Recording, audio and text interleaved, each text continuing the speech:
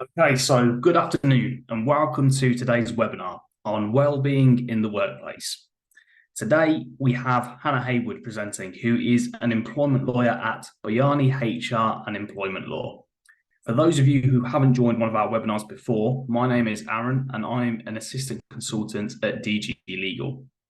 The slides from today's presentation will be sent over to you tomorrow, and a recording of the webinar will be available for 3 months. So if we do run over and you need to leave, you'll be able to catch up and watch the rest of it at another time.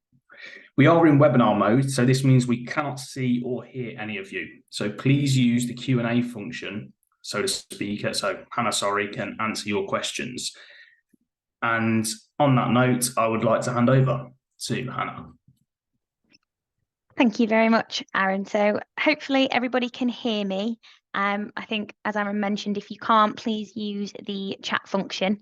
And then we will have time for questions at the end if you can stick around. So again, any questions throughout, either jot them down and you can let me know at the end, or just pop them in the chat function, and we can deal with those at the end as well.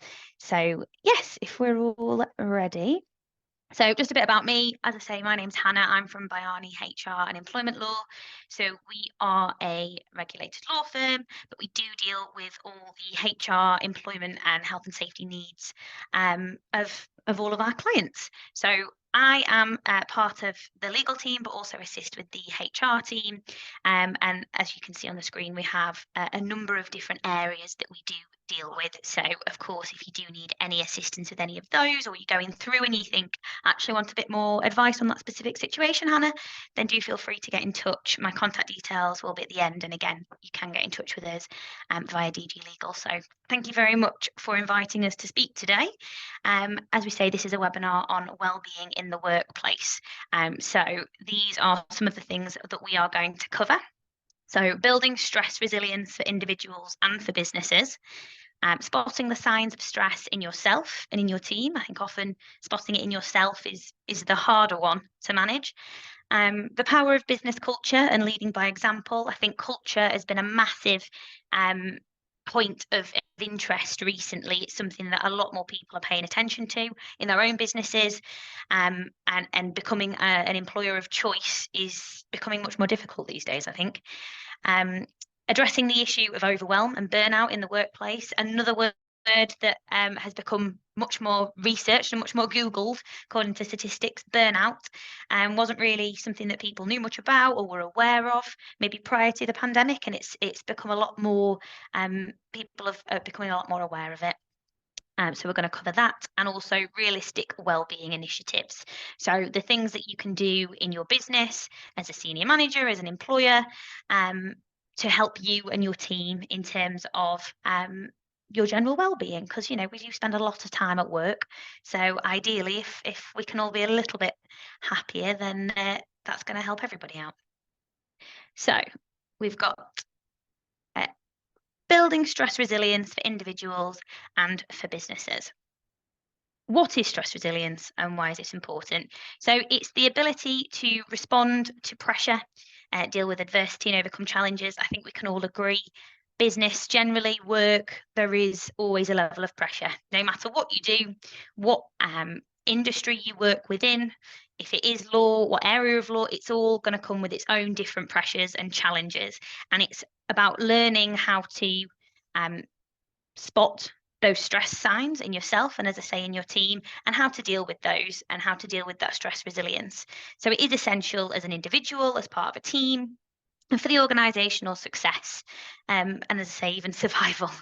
I think sometimes it does feel like a mini win just to survive the day or the week, dependent upon how that's gone. Hopefully that's not so often, but it is something that we need to learn about, and I think is important.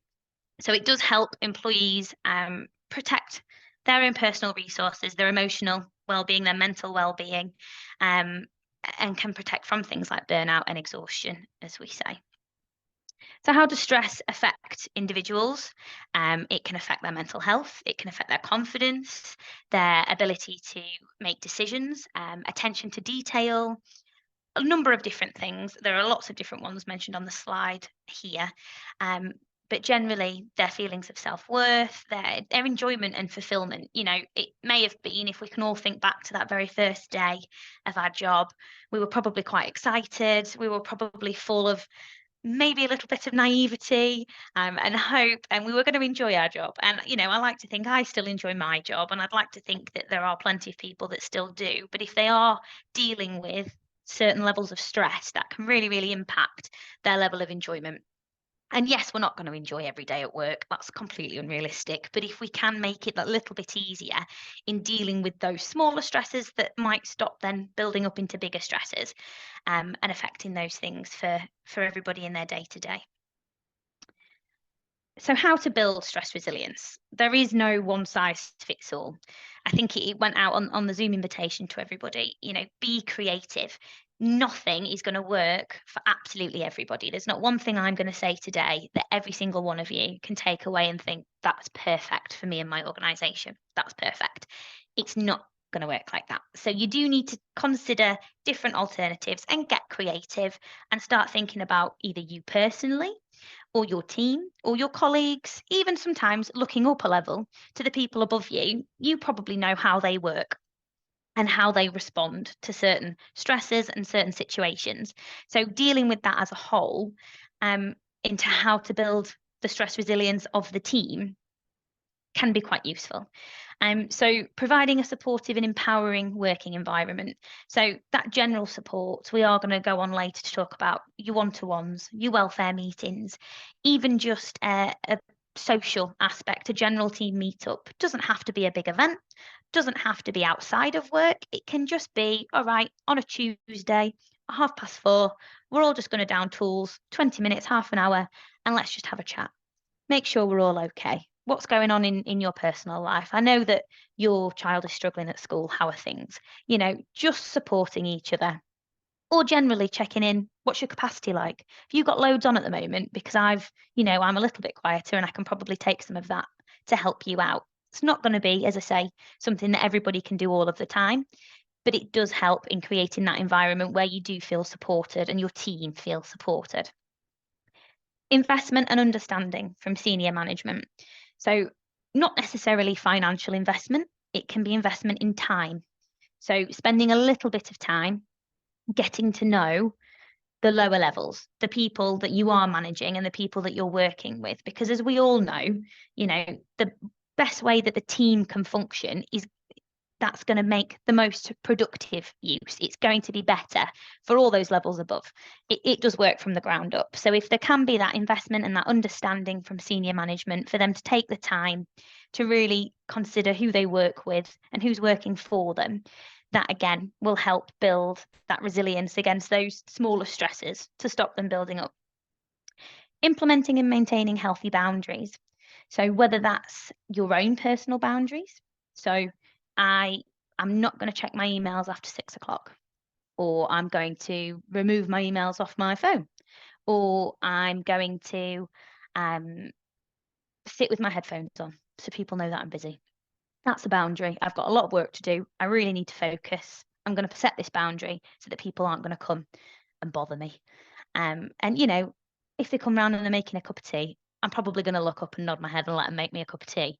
But I'm not going to engage in that chat. Now's not the time. We're stopping on a Tuesday to have a chat about how everybody is. So right now, I really need to get on with this work and I'm going to set this boundary. And it may be that you set that as a personal boundary.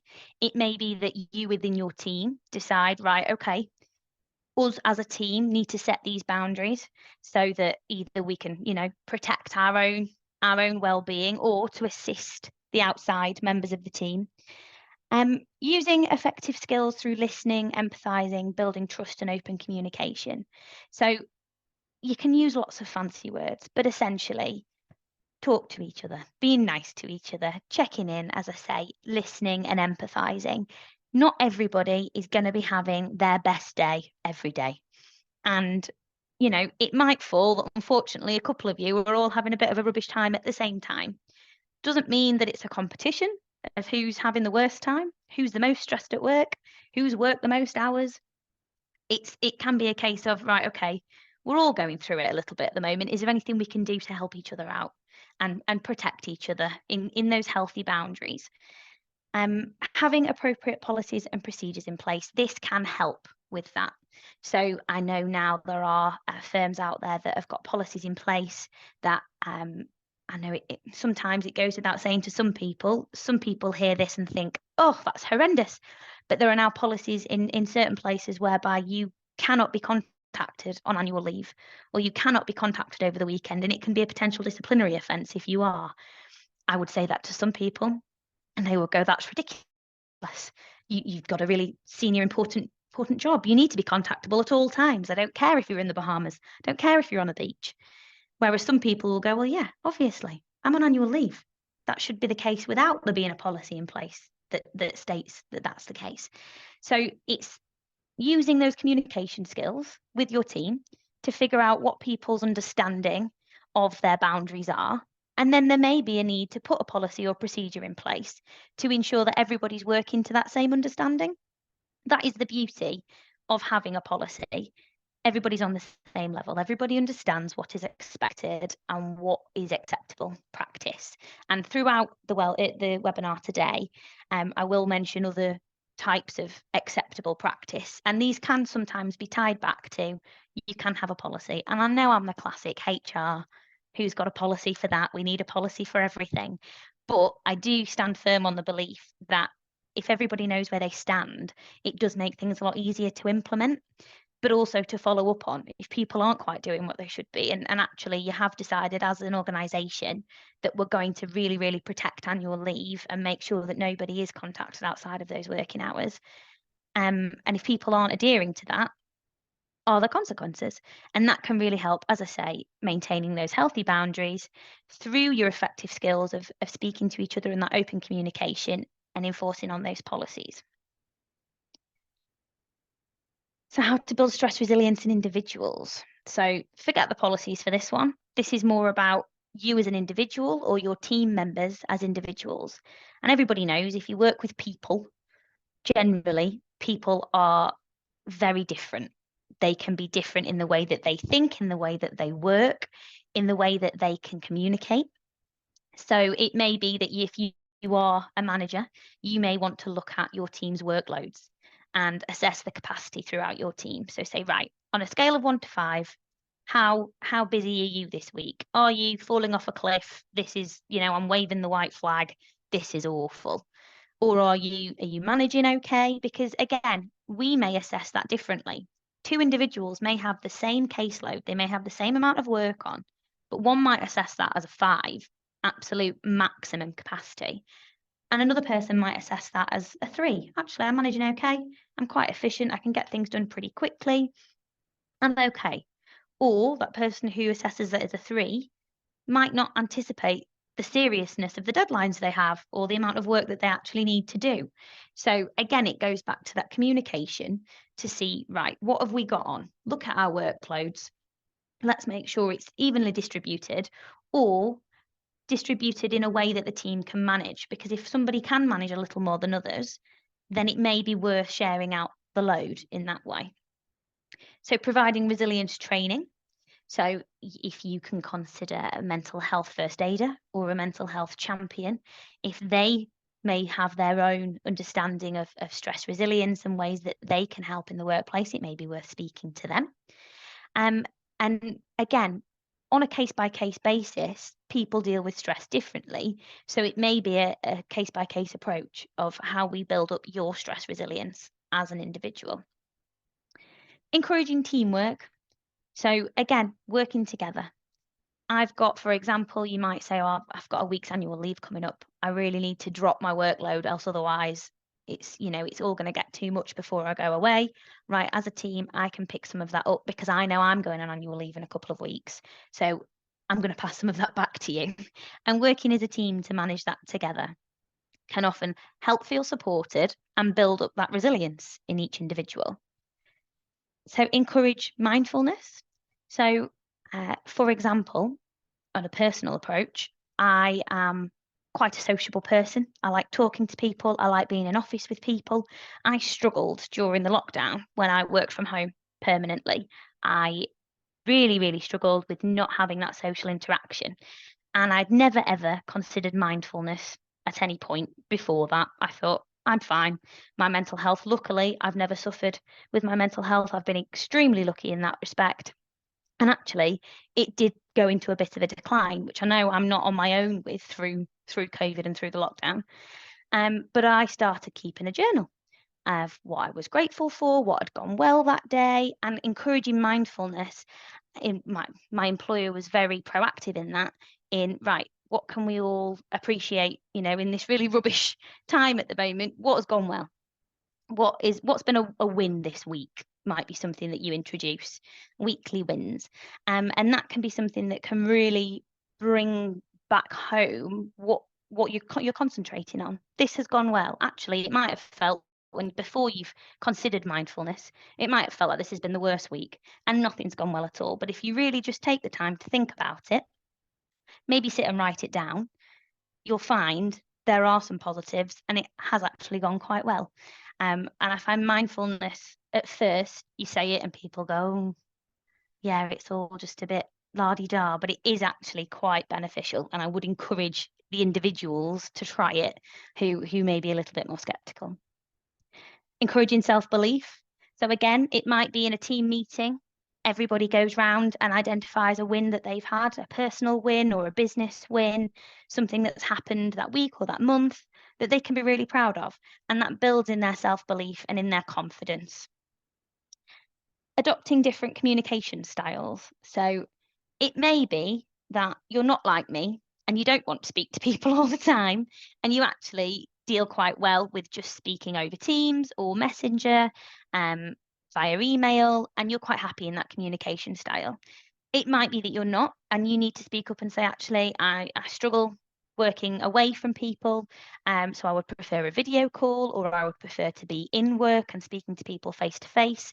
But I think communicating about those communication styles is the only way that people are going to be understanding and receptive to that, and change that. So if you're not happy and actually think, I get really distracted in the office with there's too many people around and I can't communicate efficiently and I don't feel like I can say what I need to say if there are people around that are listening, it may be a case of adapting to those different communication styles of your team and of your colleagues. So just things to think about in each individual, because it's the definition of the word everybody is individual. So the management role. Senior and line managers play crucial roles in influencing employee resilience. So, of course, you as a manager or your manager, can affect your day, can affect your week, can affect your time at work. So it's really important that they understand that influence that they have and that they can recognise the steps that they can take to make that a positive influence. So they need to understand the benefit of them supporting their team to be resilient, because if you've got a really strong team that can manage those really stressful situations, can manage when something's gone wrong or somebody's unexpectedly absent, and actually work through that, that's going to make for a much more productive team than a team that don't feel supported and that don't feel they can manage their stress levels. And they're already teetering on the edge for if something goes wrong, then they're just going to disappear, and it's not going to be useful to anybody in that situation. So it does help the team become more motivated, and also the manager to play their part in building that team. They can say, right, my team's going to smash this. It might be a little bit of a competitive streak, compared to your team. My team, we're going to make sure that they are the most stress resilient, that they can really handle anything that's going to be thrown at them because they know I've got their back. They know that I'm going to be here for them. And that can help each individual team to know that they've got that support, to know that if they are struggling, they can put their hand up and they can say, I really need to talk to you because I'm not feeling great right now and this is really stressing me out. So it's a really important role that managers need to be aware of, and as I say, be aware of their influence that they have within that role. So leaders v managers, what's the difference? I think it's something that people are aware of quite consistently, but leaders are seen to be selected for their skills to influence and inspire people through effective communication. So who's the first leader? I don't know. the president of the United States, he'd be seen as a leader. Their goal is to transfer the company's mission, visions, and goals to an entire organization. So it might not necessarily be a senior manager. It might be somebody who is or out of the management structure, who is pushing the organization's vision and goals. In short, leaders are there to set the vision, think of ideas, inspire people, look into the future, and shape the culture. So they might not have necessarily a team underneath them, but they will have other important roles in the culture of the company. So how are we seen as an employer externally? How are we seen as an employer internally? You know, are our people happy? This can kind of overlap as a HR role sometimes. They're set to see the vision of the business, and what their employees and what their clients or their suppliers or other external organizations may view them to be, and what they look like. Whereas managers are often selected for their technical skills, their knowledge or expertise. So they're the go-to knowledgeable person on this technical issue that I may have. They can support their team. They often have a team underneath them, their day-to-day work. So they will get involved in the one-to-ones or the appraisal meetings and empower them to work at their best. They will follow that vision that leader sets. They will think of how to execute that vision and drive people's success within that vision. They will know the technical pieces that they need to know to build that vision. They will work in the present, very much how are we getting through today? How are we getting through this week? How are we meeting those deadlines? How are we reaching those goals? And they will endorse that culture that is set by the leader. So that might be the MD, that might be the CEO. That's the leader, and the management team underneath them are the ones that are endorsing that culture. So they know what the company stands for, they know the vision, and they're working to drive to that. So leadership development, so it may be a case of enabling that resilience throughout the whole workforce, the whole workplace.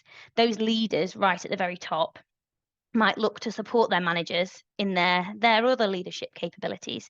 So they might put them through management training, how to work with people, because they may be very, very technically advanced in their knowledge of what they need to know to do their job and to teach others how to do their job.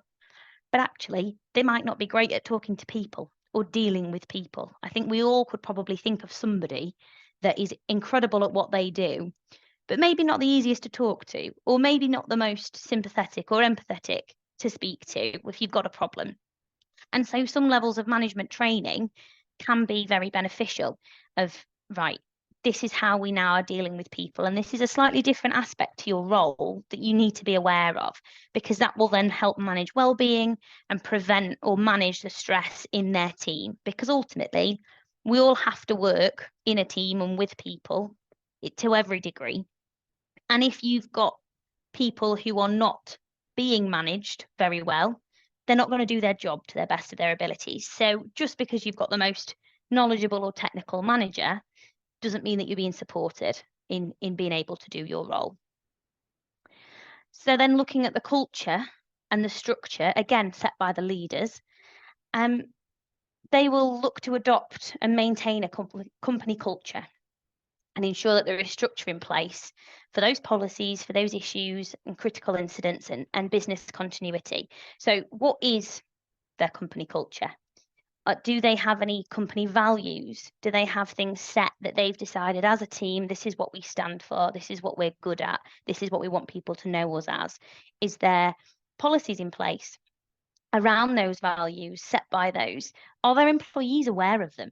Do they even know what they mean by company values and company culture?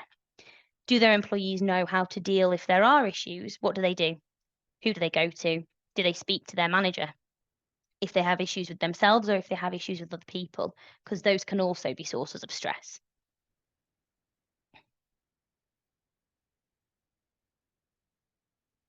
The power of business culture, so leading by example. So again, business culture. What is kind of the business culture? So employers have a responsibility to support resilience and mitigate any mental health risks through preventative measures. So again, managing work demands, providing autonomy, providing a supportive culture. So it's not about just training employees to withstand unhealthy work conditions. It's not just throwing as much work as you can at them. You'll manage. If you don't, we'll find someone else that can manage. You know, it is about being supportive. And when we say supportive culture, that isn't just those individual managers learning how to speak with their team. It may be that you want your employees to know and to understand that they can come to anybody in that business. There might be a policy whereby if you have a formal grievance, for example, you do need to go to your line manager or you do need to go to HR. However, they may be able to also go to a separate line manager. Can they come and speak to the MD? Can they speak to the CEO? Are they accessible? Is there that support there? Are there mental health champions? Are there mental health first aiders? Are there people in place that can support others outside of their department, outside of their team? Is there a culture throughout the organisation of support, not just on an independent department or team basis? So values, as I briefly mentioned before, you may want to consider what your company values are. Do you know what they are? Do you have any, first of all? So a core value is a principle or a belief that a person or organisation views as being of central importance. We did an exercise actually at Bhayani Law. We all took the afternoon to sit together and figure out what our values are. We wanted to write them down. We wanted to formally decide this is what our values are. And it was a really good exercise for us all to speak with each other and understand how they, how my colleague views the workplace, how I view the workplace might be very different. It might be that they view it as being really supportive and somebody else might not have that view. Why is that? Do you feel that you have a voice and that you can contribute and stand up and take action? Or do you not? It's very important to get everybody's viewpoint to then create those core values as an organisation. So it might be worth looking at what the company stands for through market research, internal surveys. If you are a larger organisation, you can send them via email, you can send a private poll, you can send a survey to say, right, what do you see as our company values? What do you think we stand for? How do you view us as an employer internally? It might be market research and you go externally. Do you view us as a environmentally friendly organisation? What are the general understandings internally and externally of your business? And what do you want them to be? Because they might be two very different things. They should be intrinsic to your company.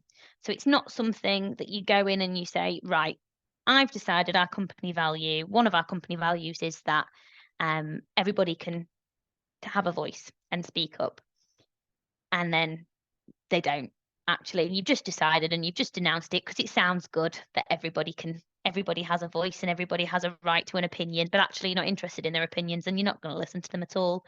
It's not a lip service type of exercise.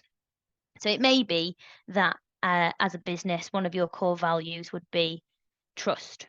You trust in each other as colleagues, you trust in your clients, you ask your clients to trust in you. And together, that can create a company value that everybody over time works towards and that they rely on, and they know that they're going to get that trust from their manager, that their manager trusts them, that their clients trust them. And that can build into the values as a whole.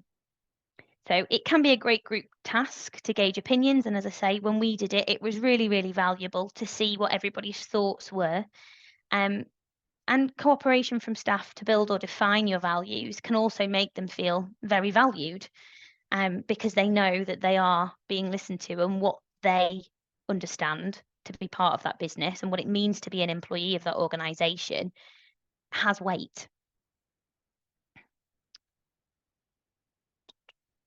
So keep your values in reach. So don't make them, we're going to be a multi-billion-pound corporation by 2025. It's not necessarily about that. It's about what you can facilitate with the size of your workforce and how you can operate as an organisation. Oh, I think somebody's just made a good point in the chat box. Company values are set from the top down, albeit with sufficient consultation. Would it improve team engagement to set team values? Quite possibly. Team values could be really positive. I do appreciate from the top down, they need to set example and be role models for those values. But I do think consultation and engaging with your teams is really, really important to see, as I say, what they believe that you already have as values of an organization and what they feel they can contribute and add to those values and add to the business, because actually they might have some really good ideas that you'd not considered. So if you are a larger organization and you think just realistically that's going to be really difficult to manage, team values or department values could also be quite beneficial. And I think just having the conversation, or even just, as I say, a survey or a poll, can make people feel heard and valued. It might be worth creating a brand for your core values, make it a prominent part of internal displays. So is it visually branded? Have you got it on a poster somewhere in your kitchen? Potentially, you know, this is what we stand for, this is what we are as a company. Do you want to advertise it externally? Do you want to put it on your website? Do you want to make clients aware of your company values?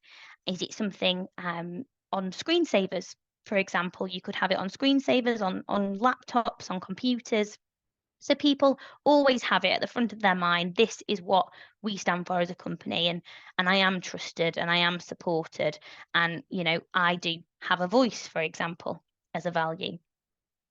So get line managers on board, ask them to be aware of the values and their behaviours and reinforce those and acknowledge them positively. So if somebody comes to you as a line manager with something quite important, or they feel really nervous to speak to you, and you can remind them of those values and say, look, we as a company, you know, do encourage you to step forward and use your voice if you have any issues or concerns, and trust that we're going to look after you in that respect, and acknowledge them in a positive way if somebody does undertake something that is a core value of the business.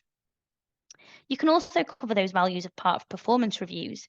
So if you're setting those as potentially as goals of the employees throughout the business in development, personal development reviews or in appraisals, you can say, right, is this something that you do already? Do you build people up for success? Do you encourage them to work to the best of their ability? That could be a value that we have. We build each other up. Do you do that? Is that something that I can see you doing on a day-to-day basis? And it can make it realistic for the employee. So they're not just these words on the board in the kitchen that they're like, all right, okay, that kind of is what it is. They are actively working towards them. They're aware of them. And it's something that they can do and can aim to improve on as part of their performance.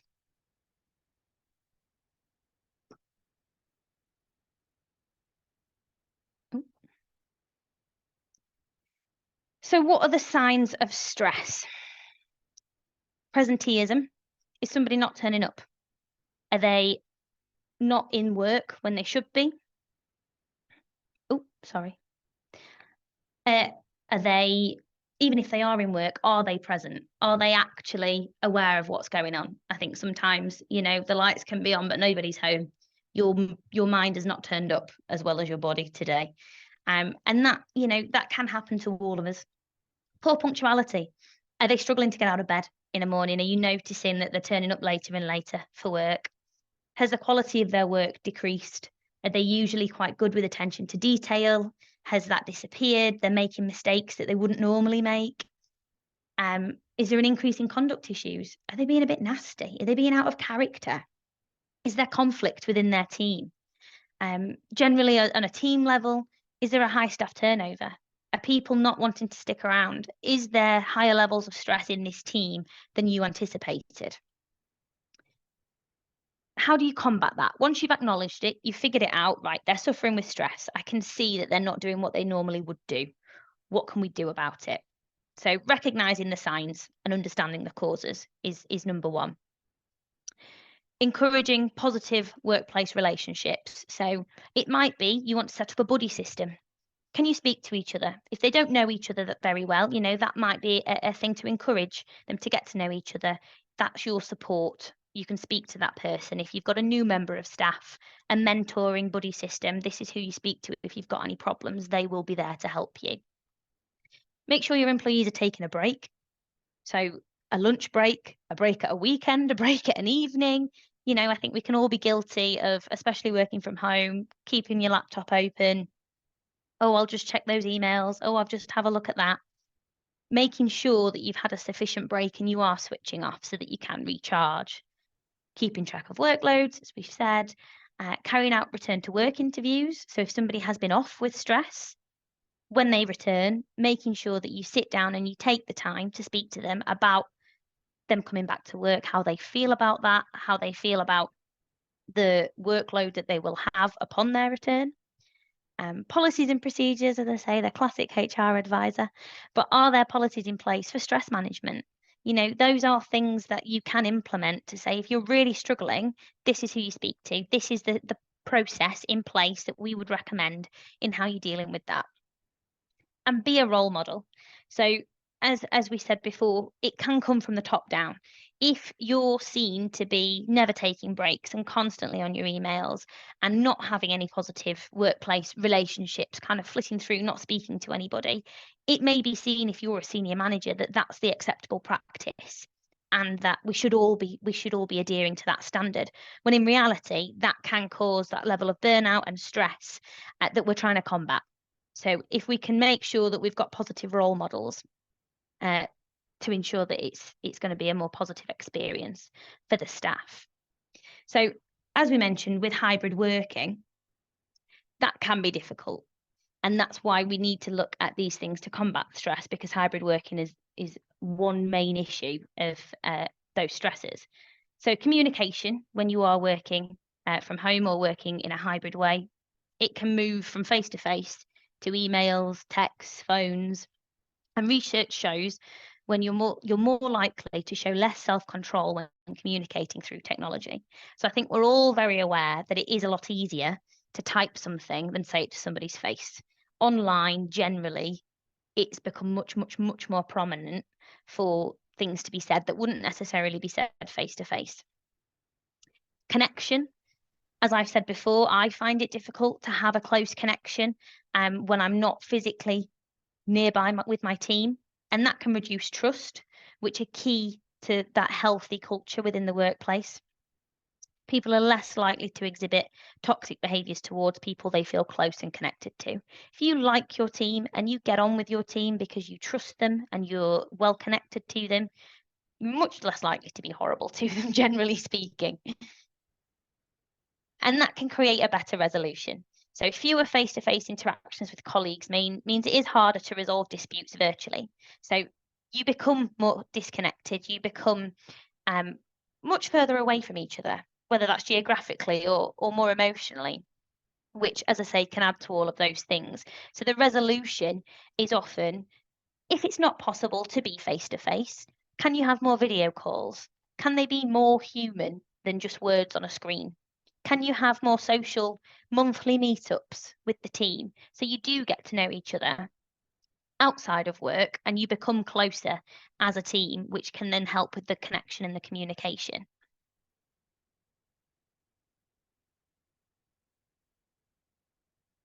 Oh, sorry, that was my fault. Workplace behaviours and professional boundaries. Professional boundaries are necessary in every job, absolutely every job. But sometimes when you are close with your team and you do communicate well, these personal professional boundaries can be blurred in some way. So your personal boundaries, you may set physical, emotional, or mental limits.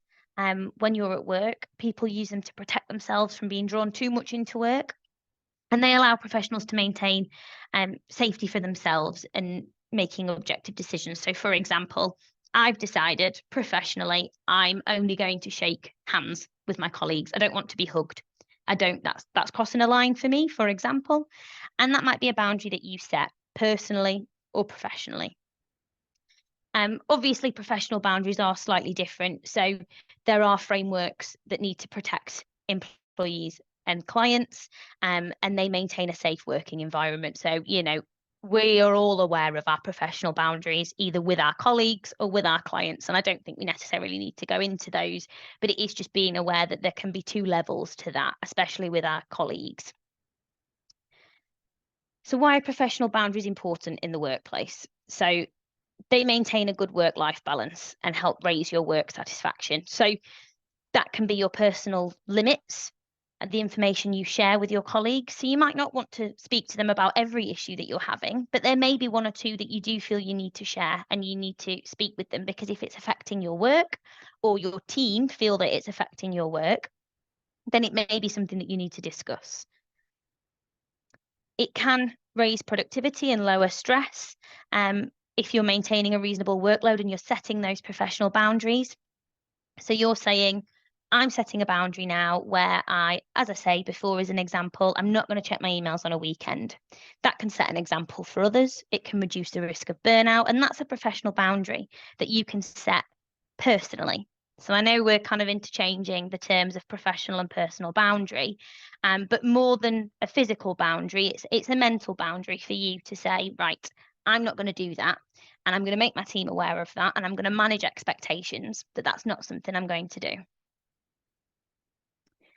So the types of workplace boundaries, I think I've touched on them, but there are physical. So for example, I'm putting my headphones on. This means I'm busy. This means that I've got a lot of work to do and I don't want to be disturbed. That is a physical boundary that I'm setting that you can see. And therefore, my team is aware of that. There's emotional boundaries. So if I, for example, may be unwell, I may be going through some health issues, and there may be certain people that I want to speak to about that emotionally, and there may be certain people that I don't want to speak to about that. And that's a case of me communicating that to the appropriate people to say, this is who I want to share this emotional news with, and this is who I don't. And setting that emotional boundary for yourself and listening to your team when they set them too. And then mental boundaries. So again, for example, a mental boundary example would be, I'm not checking my emails, or I'm not contactable when I'm on annual leave. Those types of things. And these can all be interchangeable. And they can all be connected in some way, because a physical boundary will also protect your emotional state and therefore your mental state. So for me, a physical boundary, as I say, if I put my headphones on, that means I'm busy. That protects me emotionally, because it means that I'm not going to be distracted. I'm going to get this work done, which therefore also protects my mental state, because I'm not going to stress by the end of the day when it gets to 5 o'clock that I've not done this work, this urgent deadline that needed completing. It may be, as another example, that you manage not necessarily your team's expectations, but you might set a permanent out of office that manages clients' expectations to say, I will respond to this within 24 hours or 48 hours, or I am unavailable and will only be on my emails intermittently. If it's urgent, please contact X, Y, and Z. But that sets a boundary to say, this is not something I can deal with right now, or I will get back to you, but within this time frame. And that sets a boundary and an expectation to others that protects your physical health, your emotional and your mental health, because it means you can manage what you've got on at the moment. It may be that you're out doing training or you're out at an event, and you know when you come back, you've either got 3 urgent things that they've called you about, or these things that actually you can manage and get back to within the 48 hours, and your clients are aware of that. So they're not ringing you saying, I've not heard from you in 6 hours, what's happening, what's going on, I need an urgent response. They're aware of that boundary that you've set. And that can really help in terms of your own stress. And as I say, also managing your team's stress and your client's stress, ultimately, because they are going to be stressing. So top tips for maintaining personal and professional boundaries. Expectations. Like I just said, set clear expectations with clients and co-workers. What can you expect from me? Okay, I've got lots on at the moment, so I'm going to be able to get back to you within this time frame. And setting those expectations out clearly. What's a reasonable promise for me to make on this turnaround? Your role, so be clear about your role and its limits. So, that's not something that I can help you with, unfortunately, but I can direct you to this person that can help you.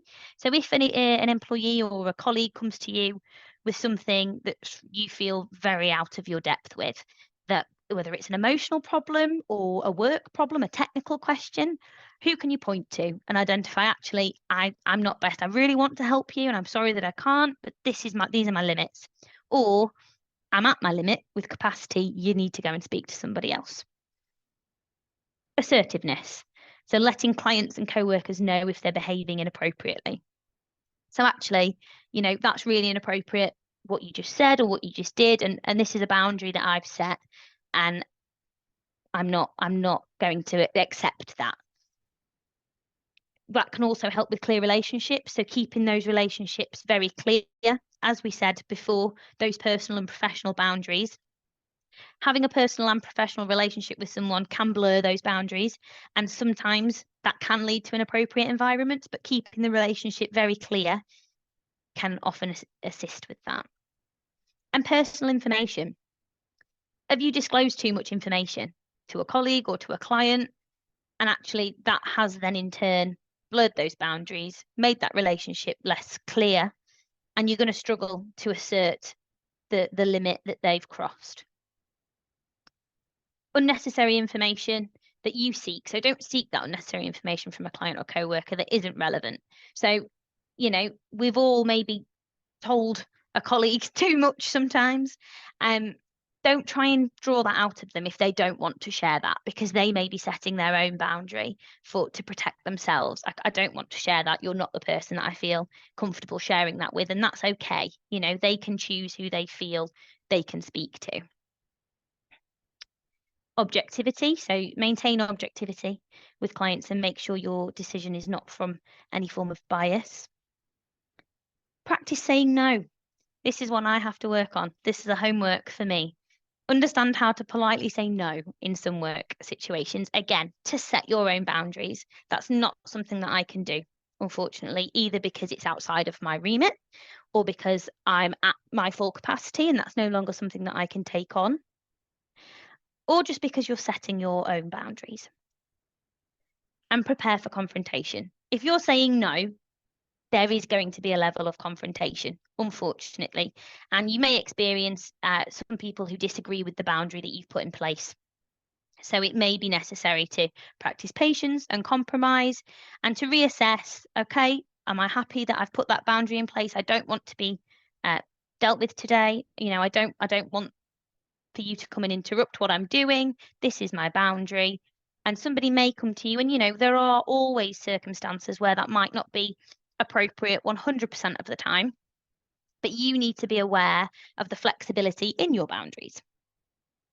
And communicate often.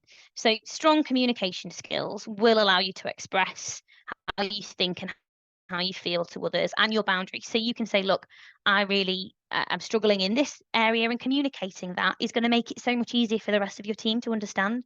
If I just sat with my headphones on for some of the day, they'd probably look at me a little bit gone out, like, what's she doing? But because I've communicated, I've got lots to do today, I need to get my head down, I'm just going to sit here, just let me know if anything urgent comes through. But other than that, I'm not available. I've communicated my boundary and why I am doing what I'm doing. And that's therefore accepted by the rest of my team, and we can all get on with our day. And it can make things much easier rather than having those confrontations.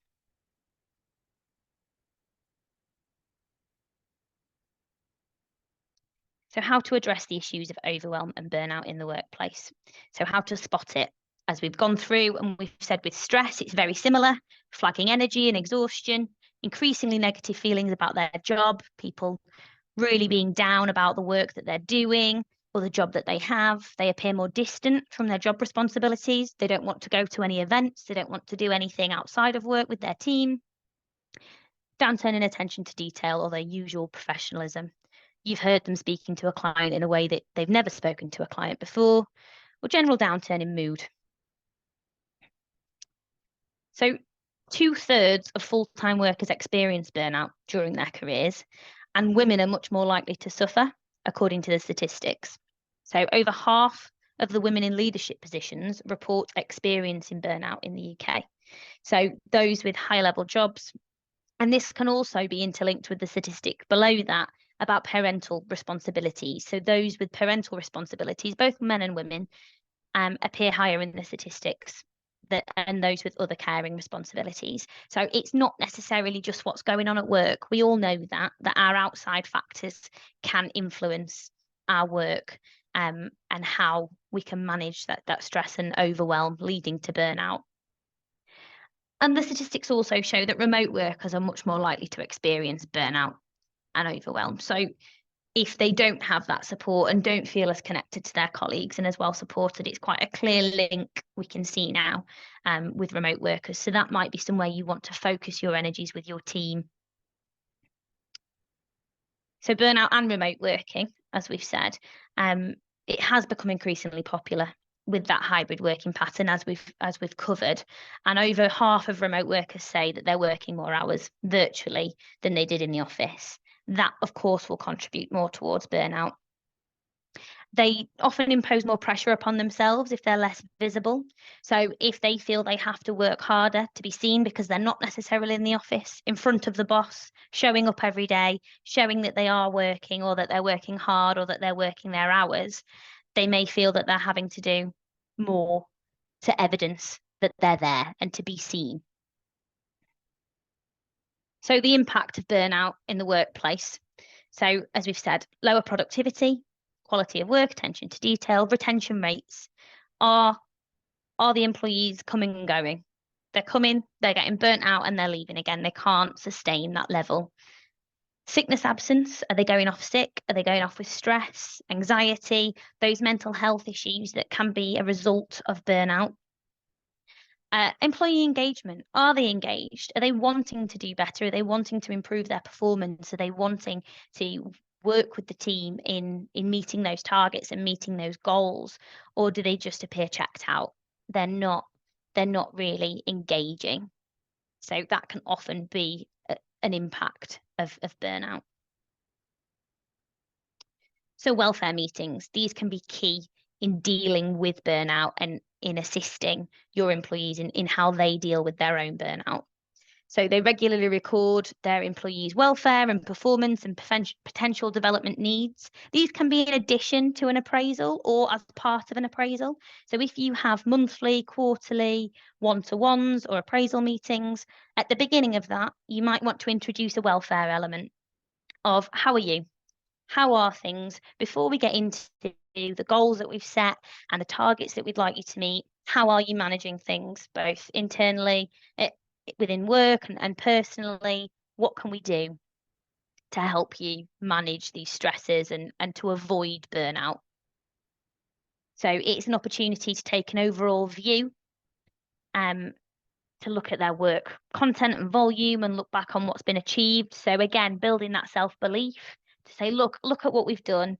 These are really good. These are all the positive things of the last reporting period, insert time since last appraisal or last welfare meeting, and look at how far we've come. We can now look at setting goals to reach your next target, and what can we do to support you in reaching that. So informal catch-ups should happen frequently. So that's not necessarily a pen to paper, this is the discussion that we had. And welfare meetings can also be informal. So it can just be a weekly, how are you? How's things? What's your capacity like? Have you got plenty on? Have you got too much on? Do we need to redistribute? Or it can be more on a formal basis. And as I say, recorded at the beginning of an appraisal or the beginning of a formal one-to-one. And it can be noted that this employee is struggling at the moment with stress at work, and this is what we're doing to assist them with that. These are the adjustments that we've made, or these are the things that we've put in place. And again, with one-to-ones, they allow managers and their employees to discuss career aspirations and interests and professional growth opportunities. So if an employee feels that they have room to grow and progress and reach towards that achievable goal, that can help stop the potential for burnout, because they feel that they are getting somewhere. They're not just a hamster on a wheel, constantly reaching nothing at all. They have an achievable and attainable goal. It can also establish a stronger working relationship. So as we've said, to build those relationships within the team or just within your staff as a whole, get to knowing them personally. So, how's Bill at school? How's he getting on? Is everything okay? They may set a boundary and they may say, yep, that's fine. And that's the end of that conversation, but that's for them to set. They may actually think, oh, you take an interest. You want to know about my life. I feel that I can share this with you. And that's okay. So that's up to them to be able to show how they feel about building that relationship with you as a manager or as a supervisor, etc. It can be a safe environment to discuss issues in private and give and receive honest feedback.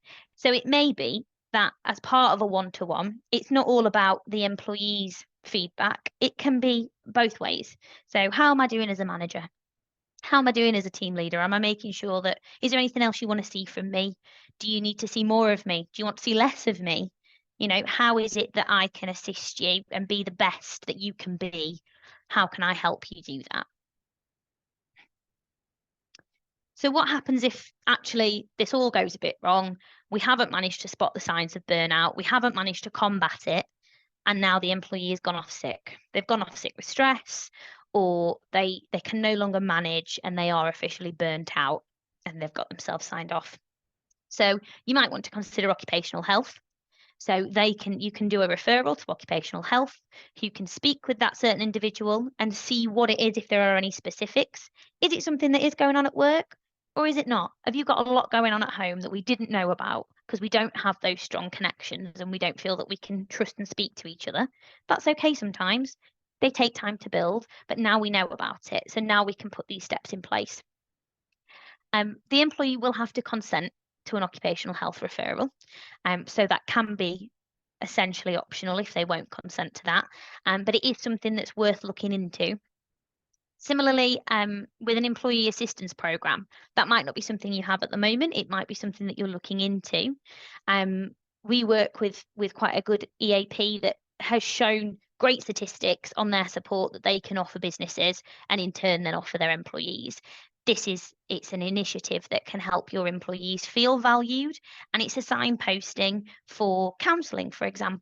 If they're really struggling, it may be that your EAP provider can offer that specific counselling or can offer that wellbeing assistance that maybe you as an employer are going to struggle to offer yourselves. As I say, welfare meetings, even if they're off sick, you can still check in. You can still see if they want a call or a chat to see how things are going. And it may be that you're then looking at a phased return to work. So to build them back up, rather than throwing them straight back in at the deep end where they've just tried to climb out of, let's do 3-day return. If you're working a 5-day week normally, let's build that back up, or build your caseload back up, build your workload back up to something that's going to be more manageable. Reasonable adjustments as well, that can be part of a phased return.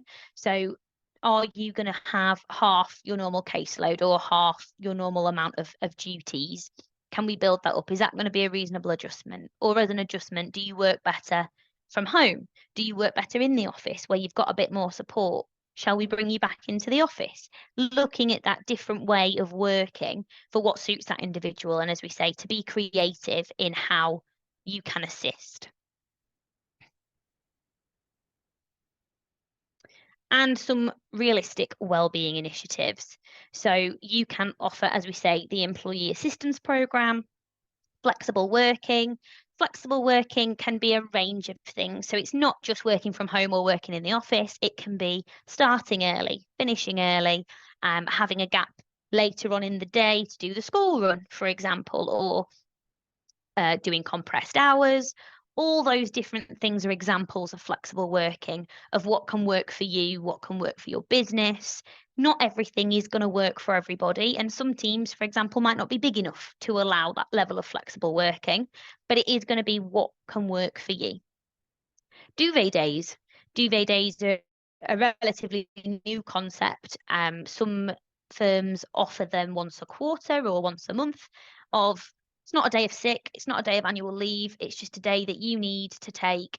You've got to the end of your tether, you're potentially looking at working towards burnout, and therefore you just need a duvet day, and they are allowing that, no questions asked, just a day that you can take and you'll be back tomorrow. And it's just a day of rest, and call it a mental health day, whatever you need. a day off for their birthday. So that's essentially just an extra day of annual leave that you take specifically on your birthday. That can really help with employees feeling a bit more valued and taking that time for them, because it's a day about them rather than, I know I'm guilty of, I only take annual leave when I've got plans and I'm constantly doing something. And actually, it might just be a day that they take to enjoy their day that they might need. A designated mental health first aider. So again, this might be worth a little bit of investment as a firm, that you send somebody on a mental health first aider course and they become that designated mental health first aider that people can go to if they are struggling with their mental health, but also that your managers can go to say, I don't really know what to do with this employee. They've told me that they have these issues, or I'm not sure how I can help them. This mental health first aider may have those answers, or at least be able to signpost you in the way to get those answers. So that could be a real investment. Team social events. So it doesn't necessarily just have to be about going out drinking on a Friday. It could be a team meal, or we've done Ninja Warrior, the part where you go, oh, I wasn't very good at it because I'm not very strong, but you go jumping off things and just getting to know each other and spending a bit of time together, not talking about work. Regular support groups. So is that a group that within the team they've created at lunchtime? For example, a lunchtime weekly book club. Every Tuesday, we can sit together for our lunch and talk about something that's not work, being the key issue. The designated employee representative, that's not necessarily like a union rep. That's more, for example, a mental health champion. So not the first aider, but somebody that is pushing these initiatives for mental health and pushing these well-being initiatives throughout the business. So not, as I say, necessarily the first aider, but a separate person to that can identify the potential areas of weakness within the business and look to build them back up for the well-being of their staff. Promoting healthy eating.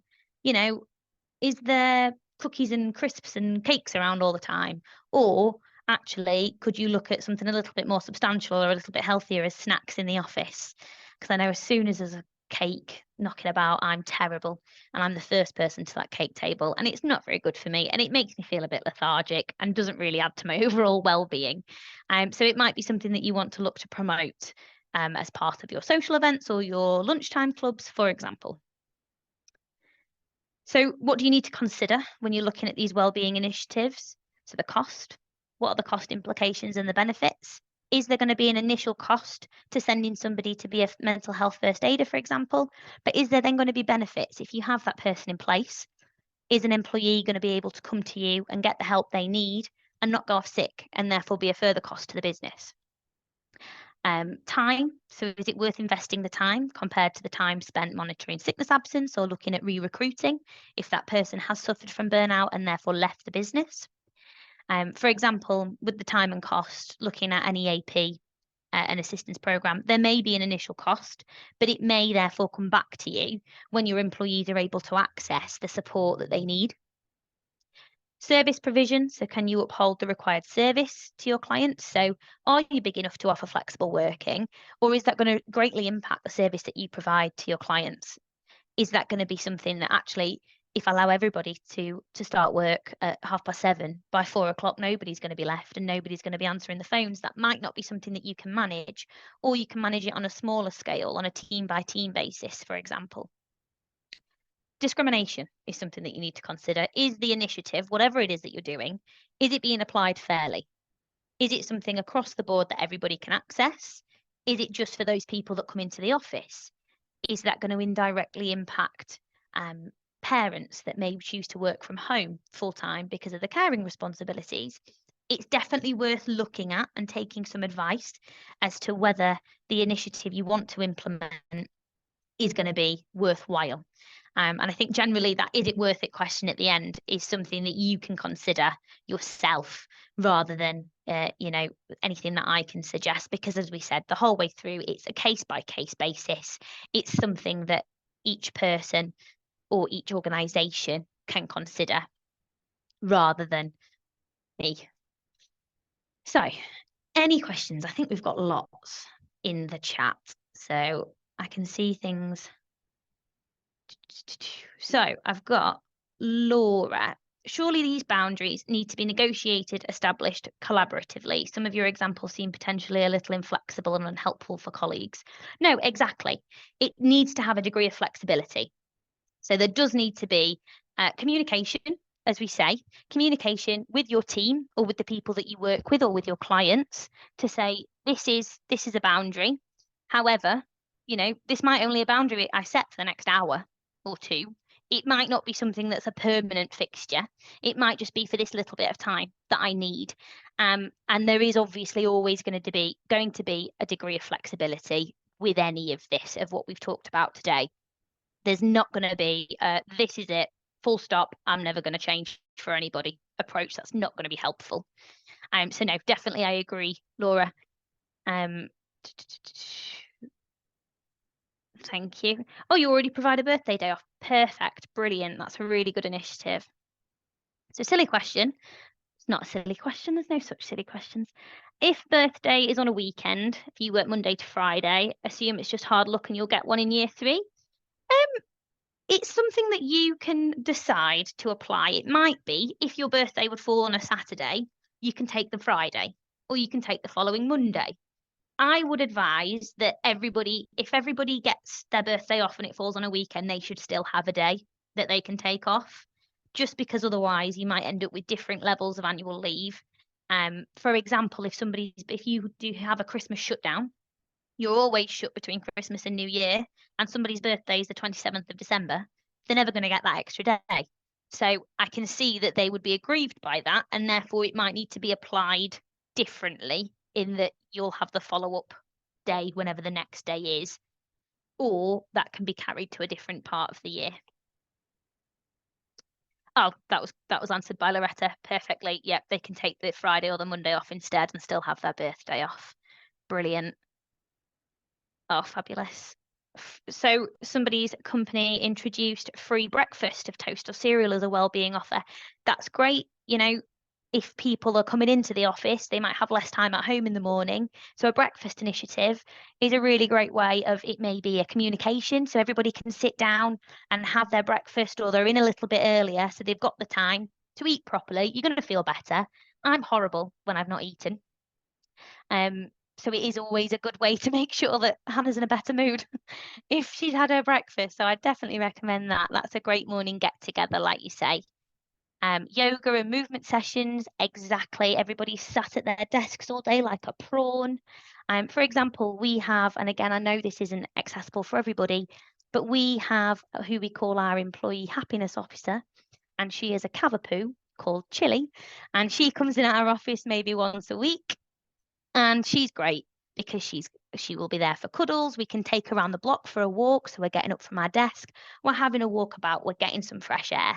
We're getting to see the sun, because at the moment when it's going dark and we're at work in the dark, coming home in the dark, it can be a little bit harder, I think, to get through the day. But she's definitely a great initiative to keep us smiling. So yeah, exactly. Like Tanya says, not everything will work everywhere. I think it's something that we just need to approach with caution and see what works for you. So that's brilliant. Thank you. Are there any other questions? So if, as an employer, I see an employee struggling with their health, is it appropriate to instruct that employee to go on sick leave? Not necessarily to instruct them to go on sick leave, no. If they feel that they're well enough to work and to undertake their duties, and you are saying that they're not, that could verge into the boundaries of medical suspension. So I wouldn't go that far. What I would do is potentially suggest, if you do have, for example, an EAP program, you can look to the counselling and say, I think it'd be really good if you spoke to this person who might be able to help you. And you can suggest that it might be something they want to consider, but I think instructing them to go on sick leave would be a little bit too far, and I wouldn't recommend it. If you want any more specific advice on that situation, then do let me know, and we can definitely have a chat about that. Yeah, I do think sometimes a fruit bowl rather than cakes and biscuits could be hit and miss, but it's probably going to be better overall for everybody. Um, yeah, that's brilliant. Okay, thanks, guys. I don't think there is any other questions. So if there are any other questions that people want to drop in the chat, do just let me know. But I think that's everything from me. I do have my contact details.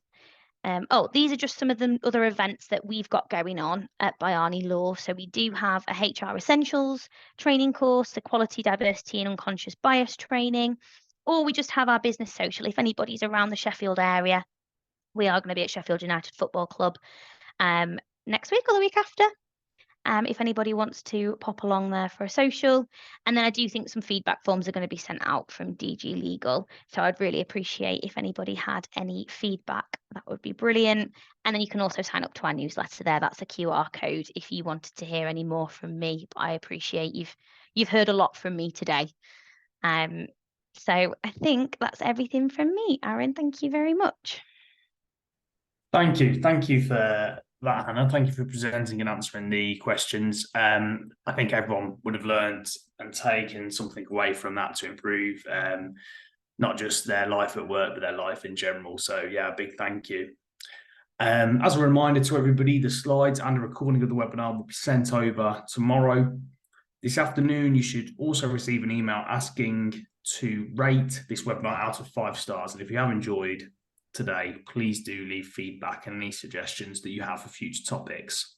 In terms of future webinars, our next webinar is on this coming Monday, on the 6th of November. And that webinar is on tax. It is top 10 tax saving tips. Nobody likes paying tax, and you might be able to pay a bit less if you watch that webinar. So there's a good incentive for that. And that is going to be delivered by Paula Wheatley from Sharnwood Accountants and Business Advisors. And unless you've got anything else, Hannah, then I think we'll be there. That's everything from me. But thank you very much for having me. No, thank you ever so much. It's been great. Absolutely. So yeah, thank you for watching, everyone. Thank you again to Hannah, and have a good afternoon. See you later.